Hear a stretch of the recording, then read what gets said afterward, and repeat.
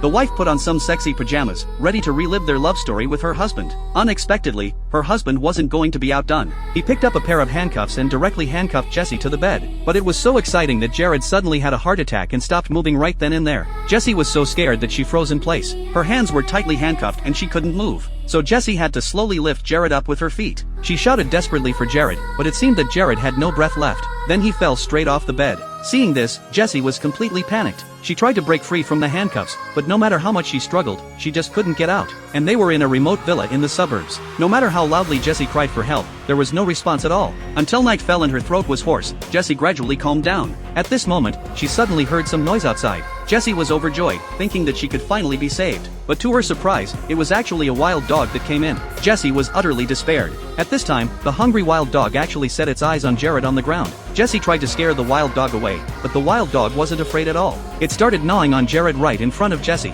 Jessie fell into deep despair again. Suddenly, Jared stood up safe and sound. Jessie was extremely excited. It turned out that Jared had just fainted briefly. Just as Jessie asked her husband to quickly unlock the handcuffs for her, she suddenly saw an even more terrifying scene. Jared was still lying on the ground. It turned out that all of this was just a hallucination of Jessie's. Looking at the wild dog beside her that still hadn't left, Jessie decided not to just sit there and wait for her fate. She endured the intense pain and forcefully pulled her right hand out of the handcuff. Jessie, who had regained her freedom, walked to the door and exclaimed that it was so easy to escape. When Jessie looked back, she unexpectedly found that she was still lying on the bed without moving at all. It turned out that all of this was also just a hallucination of Jessie's. Due to copyright issues, I can only show you up to this point. The name of this movie is Gerald's Game. Friends who are interested can go and watch the original film.